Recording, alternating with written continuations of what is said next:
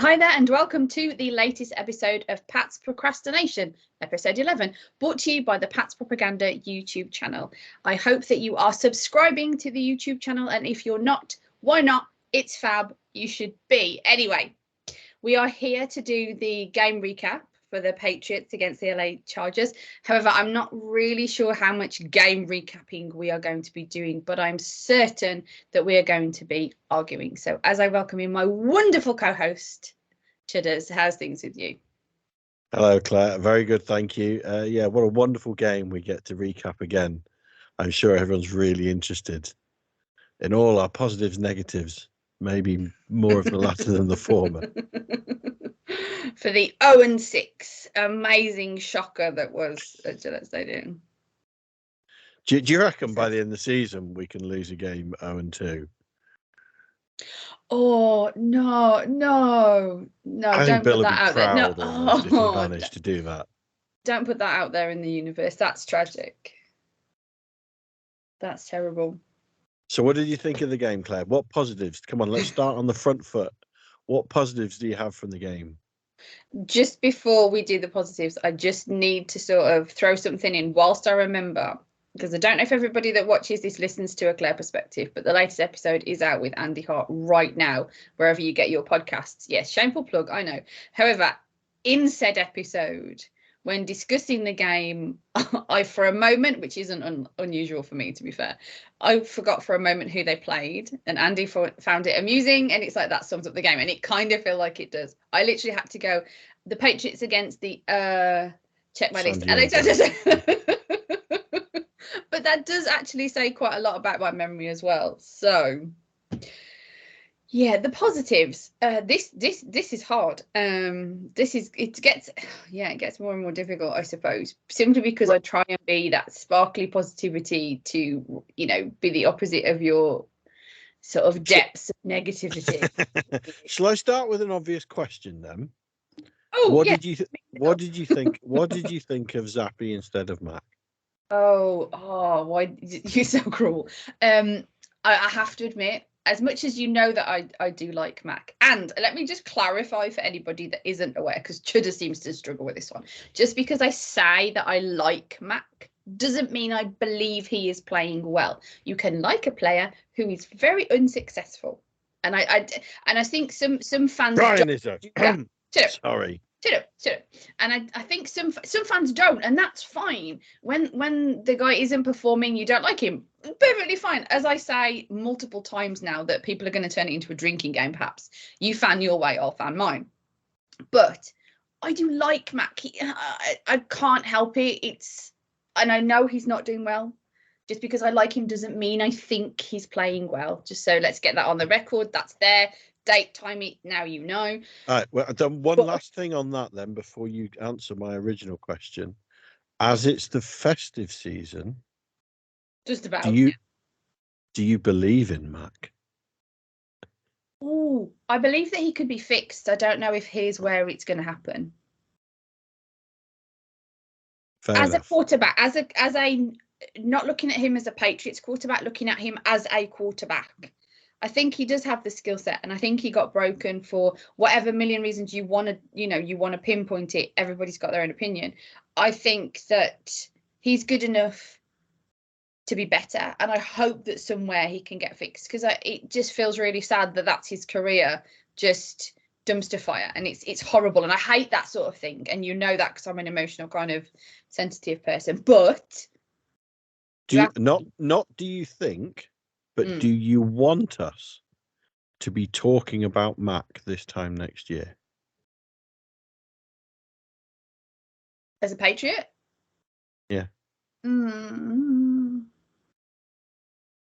Probably not, unless they can fix him as a backup or something. But if you're saying to me, fair enough, the scenario is he can't be fixed as a Patriot. We know this. We can't know this, obviously. But if you're saying that that's the scenario, then no, I hope he gets a chance elsewhere. And I hope we're talking about him because it's like, oh, he did quite well as a backup at so-and-so or something like that. No, yeah, you actually talk about it. So, yeah. I just like him. I can't help it. He could reunite with Ryan Izzo at the Philadelphia Stars or wherever they're at. I'm not going to answer that. would he not make it as a backup in the? Because you don't deserve an answer to that question, quite frankly. Right, we'll try and get back on track, and apologies that I threw it so wildly off the tracks. So Yeah, this is Zappy, to show although people it's what you interesting do. that you wanted to caveat your answer to this by saying, "Oh, before I answer this, I do like Mac." So go on. What did you think of Zappy? No, that's just because I wanted to get it on the record, the fact that I like him, but I know he's not successful. The one kind of analogy I got for Mac, especially after watching Zappy play, was, you know, like in cartoons when they kind of put light on Dracula or something and he just crumbles. That's kind of what Mac is now. When something's coming towards him, it's just a freak out, and it's horrible. It is horrible. So yes. Or you know when like Wiley Coyote gets Roadrunner and drops an anvil, maybe that's more equivalent to Mac's performance this year. That's fair. I just think he kind of is playing scared, and it's just, yeah, it's a shame. And Zappy's Mac's playing scared. I don't blame him. I just like to make a point. But he's playing scared. He's second guessing himself and all that kind of stuff. And Zappy's not. Zappy's fighting for his life. He's fighting for his career. If he does well, he gets that backup job or whatever. He knows what the Patriots think of him because they let him go. He chose to come back. Apparently, in a recent press conference, he mentioned that he had a couple of other offers and chose to go back to the Patriots. So, he's a guy in there who's, a backup guy, really. He's fighting for his game. So he's willing to take those hits. He's willing to kind of run around like a crazy person kind of thing. So in the vacuum of watching Mac and watching Zappy, although the offense was terrible, it was better watching Zappy because I felt less anxious for him, because I wasn't like, oh my God, which it seems to kind of how I've got to feel for Mac, really. It's just the kind of the flapping of panic situation, whereas Zappy like you said, he looked like he was fighting. Unfortunately, the offense is still, so it didn't really help much. But yes, to watch, I wouldn't necessarily say Zappy is a better quarterback when it comes to his top talent, and Mac at his top talent. I don't believe Zappy is better. But yeah, if you're saying to me the rest of the season, now you can pick who you're going to have, I probably would pick Zappy. Not for the success, but for the whole, Mac's broken. You can't, the toy doesn't work anymore. Stop trying right now. Fix it first. I agree. I might have been saying this for a few weeks, where you kept telling me, no, why are we going to go to Zappy? And this is why I agree. No. Zappy looked more confident. He looked like he had more poise, but I agree with you. The end result was the same. It was a disappointing offense. There was drops from the receivers. The talent that is available on offense is dwindling by the week. It now looks like Stevenson, although the initial scans on yesterday suggested it might not be quite as bad as first feared, I'm tempted still. Just send him to IR. You don't need him back this season. That's fair, actually. Don't want to re-rupture anything. Next year, you want him come back fully 100% fit, ready to go. You don't want him to come back in 3-4 weeks for just a couple of weeks and re-damage something. He's good. He's not one of those guys that you need to make sure he's good, because there's a couple of that still need to show what they've got, and that's what the rest of the season is. I think you said this a few weeks ago, granted, when they started to kind of on the downfall of, they need to put in the younger guys and see what they can assess for next season. And the likes of Stevenson and like Judon, we don't need to assess them. We need to wrap them up in cotton wool and put them in the cupboard for next year kind of situation.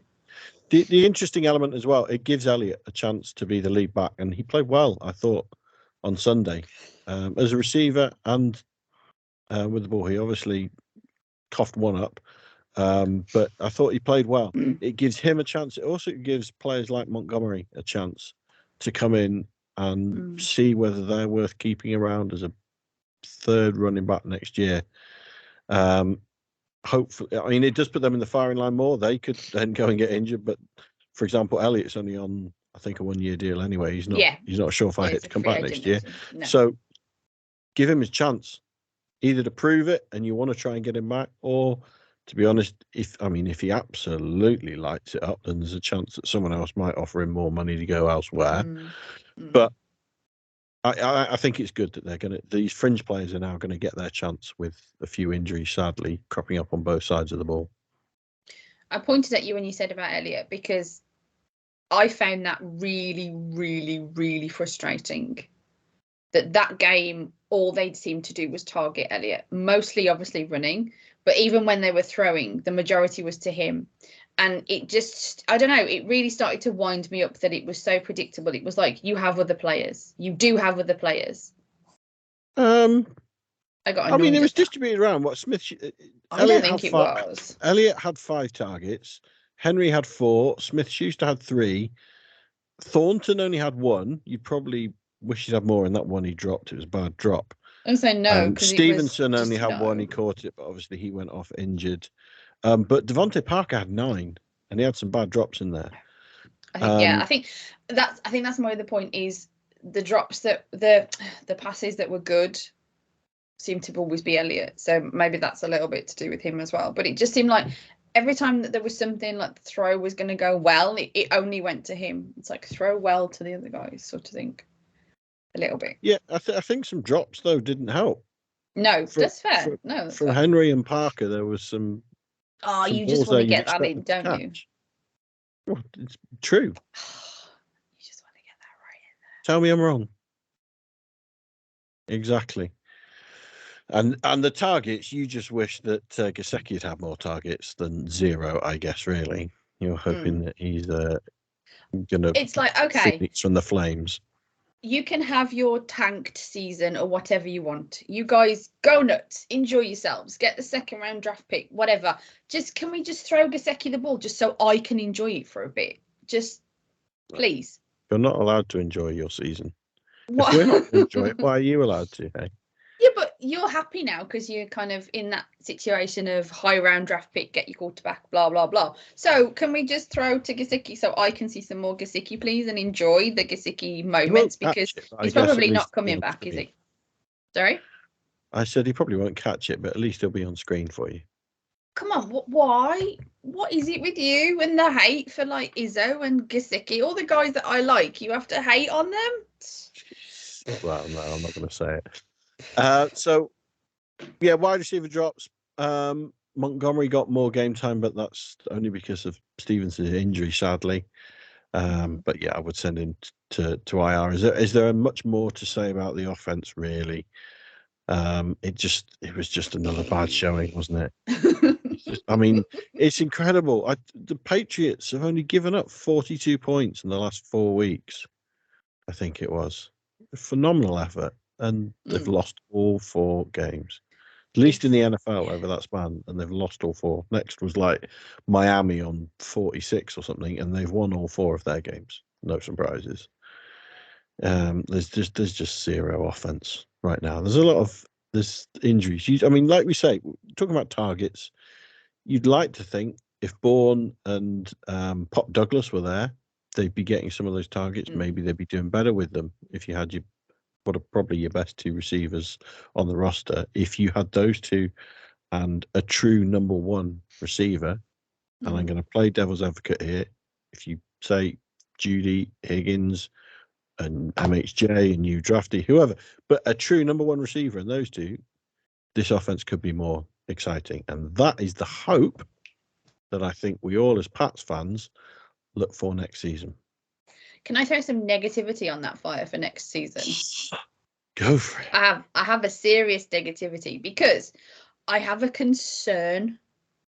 My big concern, and I mentioned this not to plug my show again, but I did mention this on the recent episode of A Clear Perspective with Andy, was that at this very moment in time, right now, Tuesday, 5th of December, as they stand, as they sit, whatever, I'm more concerned with them, with the fact that they might break apart this good defense next season than I am about what's going to happen in quarterback. Now that will change because obviously nearer the draft I'll be interested in who they draft and things like that. But right now, as we're looking at it right now, I'm less concerned with the future of the quarterback than I am the future of the defense because of the way that history is with Belichick and not paying people and stuff like that. I'm really worried that the defense is going to be picked apart, and it shouldn't be, because, Well, like you number one, said, I they've don't think it's going held. to be Bill that's going to be Well, making no, those okay, but decisions. even if it's not him, it's still, if like Andy said, if they bring in somebody completely different, so they have a completely different way, then, and a lot of the guys don't, work in the new system or whatever. That right now, that is my biggest worry, is the defense getting the old I'm not treatment quite of, as worried. I'm not quite as no, worried by you that don't need to be. This because, is my thing here. but to explain why, Duggar is the one free agent on defense that I really, really, really, really, really want them to sign and keep around. Yeah, well, that's He's been you, playing though. really This well. is your opinion. You're No, I know, moving but it away from mine to yours now. Okay. No, but in terms of players that won't be here next year, at the moment, as you were saying, as we sit here on the 5th of December, Duggar won't be playing in a Patriots uniform next season because he won't have a contract. So he's the one that they could lose that I hope they look to re-sign. Okay. Mills is another one that I think he's played all right, but I'm not going to blow my top if he's not kept around. Other than that, the rest of the players, Judon, Gonzalez, the Barmore, the front, they're all going to be around. White, they're all going to be around. I don't see a great breakup on defense. Now, it's obviously possible whoever comes in could decide to trade them. Yeah, that's kind of surely unlikely. I would like to think the defense has performed so well, a new coach isn't going to think, I know what I do. I'm going to blow up the one good area of this team. That's why it's my concern. I know what you're saying. I get what you're saying. And there's Bryant, Mills, Duggar, Mac Wilson, Josh Uche, Anthony Jennings. I know that they're not huge names. The thing that worries me, like the likes of Anthony Jennings, though, maybe, is that they take out one of these what you think are insignificant pieces, and it has a ripple effect on the locker room or okay, that's your opinion. You're disagreeing with me. Why does you disagreeing with me mean I am incorrect? Why does it mean it won't happen because you don't think it will happen? I just said it's possible. Yeah, but you say it's possible. I think it's unlikely, but I think it's possible. Yeah, that's fair enough. It just has me concerned that the defense is so good that I don't want it picked apart. That's the worry, because they'll have value. The Barmores have value, like you said, in a trade situation, that kind of thing. I'm just sitting here giving you what I'm concerned about, and you're just putting a face like I'm wrong. So am I not allowed to be concerned about it then? So I'm wrong for being concerned. Correct me if I'm wrong. Did you say you're more concerned about that than quarterback? Right now, yes. That's where I would say that may be a wrong priority.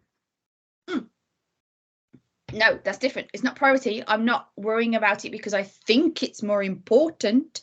I'm just more worried about it right now. The quarterback is the most important. And like I said, when I get to the draft, see, you only hear what you want to hear. When I get to the draft, I'll be more concerned with the quarterback because it'll be more prominent. Right now, we know what we've got for the rest of the season, and that's going to be it. I'm just severely concerned with the whole, if Bill leaves and there's a brain drain and they decide to mix it up, this defense is holding these teams to low points. And for me, it's a concern that if it gets broken down. Now, like you said, a lot of them are on contract, so it's probably not that big a risk. It's just something that's bothering me at the moment. Am I not allowed to have something that bothers me that you don't agree with? You can think whatever you want to think. Okay. I think you're right as well. What you're saying with the brain drain, possibly the bigger. I'm less concerned about the talent that should be around, but the coaching could be an interesting one because in some scenarios, perhaps Mayo's going to be the next head coach if he's up there at that level and not running the defense. Is that going to suffer? If, as is likely, Belichick leaves, is Steve Belichick going to stay around in the defense? And whether he really wants to, whether he not, if Mayo goes upstairs, does he become defensive coordinator by even title? Some speculate it's been a joint job, or he has had it. He's pretty much noted as the play caller on defense. Or is he going to follow his dad if his dad goes somewhere else, Chargers or wherever it is? there could be a brain drain there where you potentially Yeah. lose your top two, or there could be a new head coach. It's not Mayo, as you've speculated before. It could be then that Mayo thinks, well, hang on, I thought I was the next man up, Yeah. and he gets offers, and it might even just be a sideways move, but he gets offers to become official defensive coordinator somewhere else, and he decides to go take that job. It's that's where there could be a drain. I'd be more worried about that on the coaching side probably than on the talent that's going to be available. But you are free to worry about whatever you want to worry about. I didn't say it was necessarily realistic. I was just putting something out there that at the moment that has me concerned because of how well they've been performing. The last thing that they need to do is pick it apart. And it just feels like, oh, well, that's probably the first thing that they're going to do then, just for that whole situation. I didn't say I was right. I just said I was concerned. But obviously, my opinion is always wrong anyway. Should we have a sandwich bet on how many defensive players are going to get traded away? Yeah, but we need to look into the list. So we'll get back to that next episode. You go away then. Yeah. And there we are. There's homework for the next episode, and we'll have a sandwich bet. You over under on how many of these defensive starters are going to get traded away. You think under the new regime? Okay, interesting. This is brilliant. I'm winning 2024 sandwiches now. Excellent. So on defense, then let's move to that. What was good? What was bad? What did you see? Just generally, mostly the defense is good. Just generally. Yep. You want specifics? You want specific names? I realise I haven't written any specific names down. Let me just go back over. I think everything was offensive on this because it was just so I thought bad. The run defense was very good. Bentley had a good game. Tavai had a good game. Again, the defense continues to be keeping the points down, but the offense can't do anything with it. My first defensive comment was Uche burying Eckler, loss of 7. That was like that, did you? They didn't get any sacks on the day, but they did get quite a few pressures, a few tackle for losses in the run game. Mills with his magnificent breakup, almost an interception. About 5 minutes into the second. So that's another defensive comment. Then there's loads of things I can't repeat on here. John Jones with a good break at the end of the second. It just seems like all these little positive things that the defense did. Then the offense did 3 things to like counteract it or something. It just seems it's a bit like that. And I don't have many notes. I think I just ended up like, watch the game. But like I said to you, you said how that giving you grief for wishing the season away and wanting to get to the draft and stuff. I still want to watch the games, even though they're.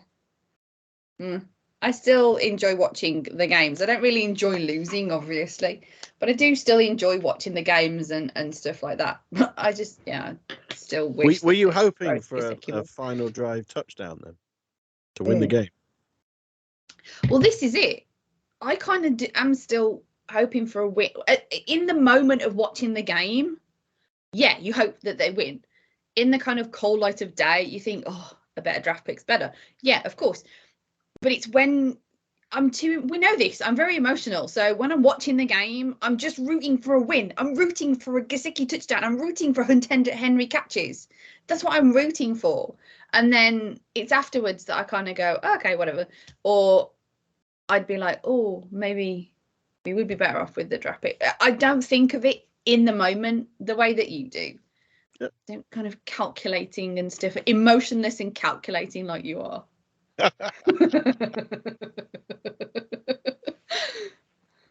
I'll take that as a compliment.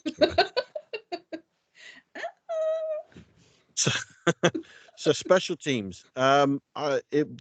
Kicking game. No missed field goals or extra points this week. Didn't miss any. I can't remember what happened. They didn't kick any. That's why. I genuinely can't remember. They didn't miss. Oh, that's why I didn't remember. I didn't remember because I didn't. Punting. He was going for the record. Both teams, both punters were having a punt off all game, smashing it as far downfield as they could. Incredible. We're starting to look like Iowa now, who have more punting yards in their season than they do offense. Somehow they got their championship game. It's it's another game. It's another game down. We've got 5 left, and I know you're not wishing it away, and neither am I. And I think we're now in sync with what we Because want with the rest one of the point, season, analysing, sorry to playing. interrupt you. If we didn't have games, we'd have nothing to talk about and argue about, so there'd be no shows. That's also That's true. an And interesting. shows, that needs to do they be an get off-season sacked at the end of this conversation. season? Then go on. Who's getting sacked at the end of the season? I like the irony of what you've just said. Of if we didn't have games, have nothing to talk about. Oh, that's something we can talk about in the off season when there's no games. Brilliant. No, that's not what I said. There was meant to be a comma in between. There was supposed to be. You're supposed to break up the sentence. No, what I was trying to say is, that's an off-air discussion we need to have. Yeah, sometimes. That's a conversation we need to. This is probably an off-air conversation, but this is a conversation we need to have about once the season's done, because this was technically supposed to be a game recap. Wasn't the season done about 3 weeks ago? No, there's still actual games. Why are you being so annoying? Oh, I forgot. Let's just do you up. Exactly. So we're in position for a top 2 pick now, and top 2 pick is all but nailed on now as well, because you kind of got a 2-win buffer to the Cardinals, who won at the weekend themselves. You're only 1 game behind them, but your strength of schedule should put you in a better position for them, that you can afford to lose. Sorry, you can afford to win 1 game and still be in a good position. Oh, she stepped away. I'm speaking to a Christmas tree. Oh, and it's back. There we go. It's back, thanks. That's a 1 point. Charming. I hadn't noticed that, actually. Like you said, that they've got a 2-win buffer. That's something I haven't made a note of. So they can win a game or 2 and still be the second. Yeah. Oh, nice. So I can root for a win. Yeah. You can. Well, you can root for win, but also the Panthers, they looked a lot better. I don't know. If you watched their game after the Patriots game in the late window? No. Panthers played a lot better. They've just changed. Well, they got rid of their coach. They looked a bit rejuvenated.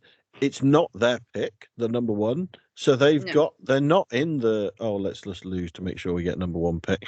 That's not on their radar whatsoever. They're going to ball out. They're in the NFC South that is 4 really bad teams this year. Saints, Falcons, and Bucks in there.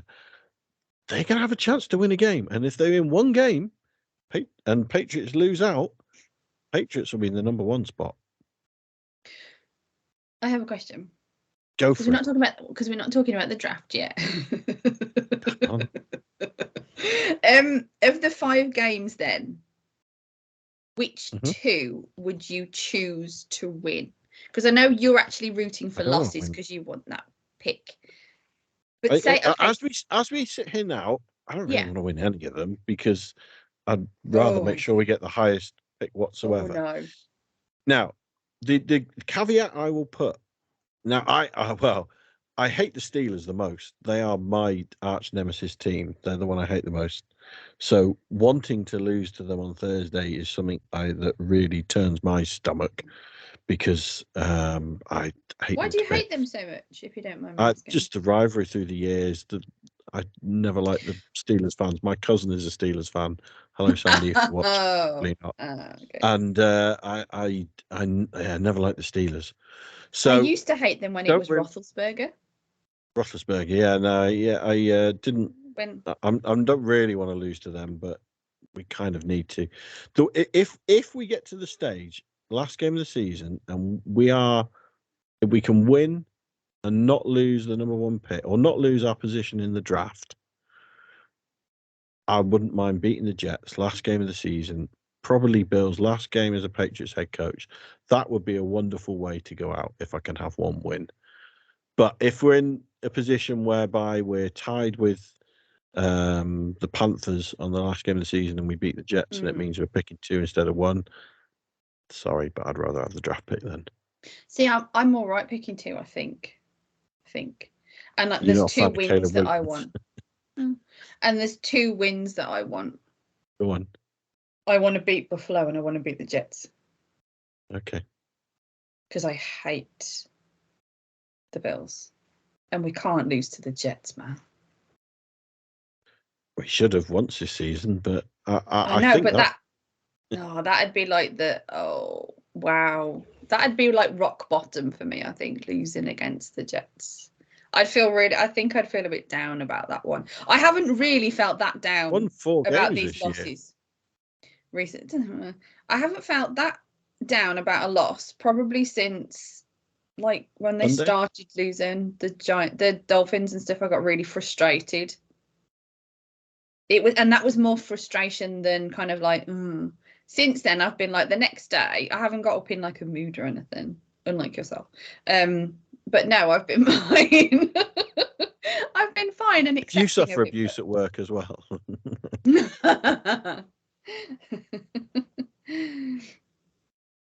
So for the other note I've got there, did you have any more questions on winning, drafting, all that scenarios? I do have a question for you, but it's a bit off topic, really. Okay, well, the last thing associated with the game that I noted down. Oh, yeah, go on. For once, we're not talking about the refs. That's fair.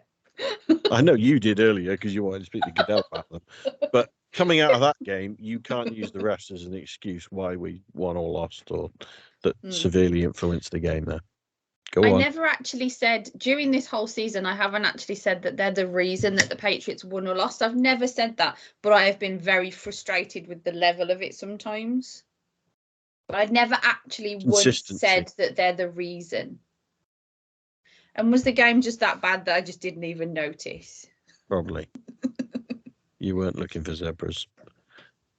I was. Go on then. What's your off-topic question you've got for me then, Claire? Well, it's not off topic, but it was a question I wanted to ask during the show because I knew that we wouldn't cover the game excessively just because of what the game was. Do you think that a good offense can offset a bad defense more than vice versa? Yes. Okay. That was a much shorter answer than I anticipated. We're proving that the last few weeks we've got a good defense. We've not even got a brilliant defense. Yeah. But we've got a very good defense. They've That's like what we say, 42 points in 4 games, and we can't win any of them. However, you see teams up and Kansas City's been a great example the past few years. They'll score 35 points every week. Sometimes they'll win 35, 34. They'll give up 20 odd points every game. They'll give up plenty of points because their defense isn't stopping a hell of a lot themselves. But surely part of that is a good O-line. Surely. It's not just about question. Mahomes. No. But I'm just saying, a part of the good offense, you need to have a good quarterback, a good O-line, and good weapons, as people like to say. You can't get away with just part of it. Well, yeah, you need to have good weapons. You need to have a good quarterback, like you say, a good O-line, good running game. All these different elements kind of knock on impact the other. If you have 2 Joes at running back and you've not really got a running threat, then that can affect your passing game because now the defense aren't really concerned about scheming up for your running game. For example, if you've got a quarterback who's only a pocket passer and isn't a mobile threat themselves, then he doesn't need a spy. That sort of thing affects the defense depending on the quality of your players all across the field. And you've seen pretty much all season, not only do the Pats not have a very strong O-line, they've also got a quarterback until this past week who's shown a weakness, a frailty. He's, like you said, he's scared, he looks worried, he's too concerned, he's not confident. So they're going to send pressure, blitz, or even fake blitz all the time, which makes the O-line stats look worse because on blitzes, whenever you're more likely to be pulled apart and have holes, gaps, it's going to make those stats look worse because they're not worried about Mac beating them in the air because he's not going to. Or Zappy now. Oh, the festive lights have come on now. Yeah, completely forgot. And I suspect the way that this cuts it, they're going to be off screen anyway, so no one else can see the joyous wonder that you just. Oh, there we go. There you go. There we go. Festive lights. You may have also seen the string that connects all the dots there on her murderer's wall there, making of a murderer, linked back to Ryan Izzo. Yeah, no, the different elements will affect that, and yeah, you got good weapons, you're going to win games. I have a brilliant sandwich bet, probably for next season now. that Go on. if you throw any shade on Ryan, each time you throw shade on Ryan Izzo, you have to buy me a sandwich. See if you can manage it for a whole season without it. No, I'm not taking that back. I'd rather make No, a comment. you have to. No, you have to I take don't it. Yes, you do.